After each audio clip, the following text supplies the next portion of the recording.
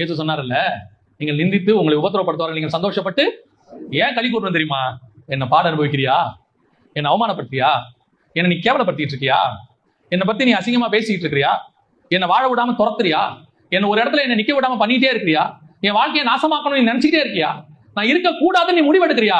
நீ எடு, நான் சந்தோஷம் தான் படுவேன். ஏன் தெரியுமா? நான் என் பலன் உனக்கிட்ட அல்ல, என் பலன் பரலோகத்தில் இருக்கிறது. நான் படுகிற பாடு, சிந்துகிற கண்ணீர், அடைகிற வேதனை, பட்ட அவமானம் அத்தனையும் பரலோகம் புக்கு போட்டு எழுதிட்டு இருக்குது. அத்தனையும் பரலோகம் புக்கு போட்டு எழுதுது. ஒரு லைன் கூட மிஸ் ஆகாது. உன்னை பேசின வார்த்தைகள்ல ஒன்ன கூட பரலோகத்தில் கீழே விட்டுற மாட்டார் ஆண்டவர். நீ சிந்துகிற கண்ணீர்ல ஒரு டிராப்ப கூட மிஸ் பண்ண விட மாட்டார். எல்லாத்தையும் துருத்தியில பிடிச்சி வச்சிருப்பாரு. என்னடா கேவலப்படுத்துறீங்க? படுத்துங்கடா, என்ன வேணா செய்யுங்கடா. விரட்டி விடுறீங்களா? எடுங்கடா. சொத்தை எடுத்துட்டு போறீங்களா? எடுத்துட்டு போங்கடா. நடுத்தரல என்னை என் குடும்பத்தை நிறுத்துறீங்களா? நிறுத்தி தான் பாருங்கடா. நீங்க என்ன வேணாலும் செய்யுங்க. என்னை உயர்த்துகிறவர் ஒருத்தர் இருக்கிறார். என் கண்ணீரை துடைக்கிறவர் ஒருத்தர் இருக்கிறார். அவர் என் கண்ணீரை யாவையும் துடைப்பார். அல்லேலூயா, அல்லேலூயா. நம்ம பரலோகத்தில் நம்முடைய பலன் எப்படி இருக்க போகிறது?